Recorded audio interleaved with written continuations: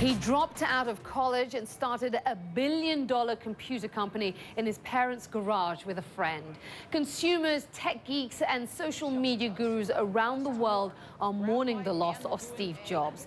The Apple co-founder died Wednesday at the age of 56 after a difficult battle with pancreatic cancer.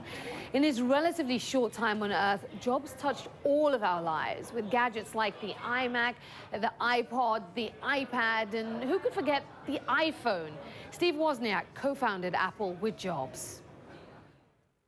And in those early days, there were a few mostly geeky people that knew how to operate computers when they were not understandable by a normal person. And Steve and I were in that crowd, and we did believe that, oh yes, computers are going to be in every house and they are going to do a lot of good things for people, but we had no real vision as to what things are like today. We had no idea how much it was going to change everything everyone does in life.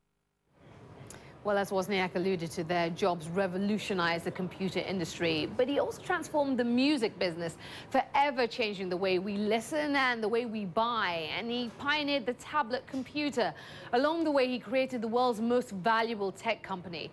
Let's take a look back at his legacy. It's really hard to overstate just how important Steve Jobs has been to business, to the economy, what he's done, because he's really revolutionized so many businesses. What Jobs recognized was that the introduction of the product is your one chance to send a message to the public about what this thing is.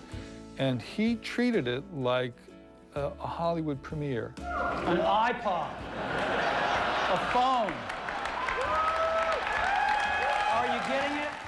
The secrecy and the kind of theater that Apple brings to every product launch, every other company in the world, whether they're in, electronics, consumer electronics, or clothing, or automobiles, they can learn from Apple and what they do. It was a piece of theater, and he treated it like a piece of theater, and he invited the audience.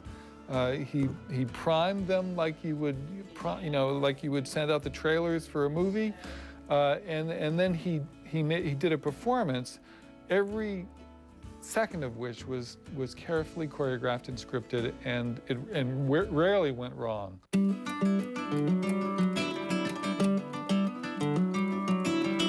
The amazing thing about him is how many businesses he has touched and revolutionized. I mean, everyone knows about the computer business, computer hardware, computer software.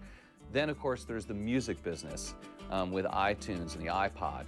Just amazing, completely transformed that business. The iPod and the iPod Touch and the iPhone and all the things that are portable music players, on paper they have a 90% share of the market.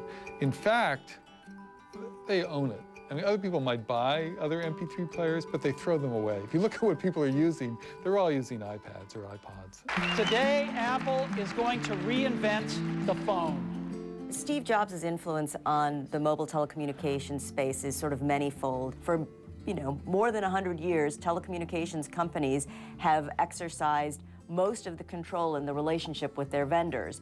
And Apple came in, and Steve Jobs, as is his way, basically kind of bullied his carrier, in this case AT&T, to saying, you need to create a much more open environment. You need to create an environment in which the user can go anywhere they want to get any kind of information they want. If it happens to be the App Store, all the better for Apple. The other thing that happened as a result of Apple coming on the scene is that it really created a competitive environment for mobile phones that had never existed before.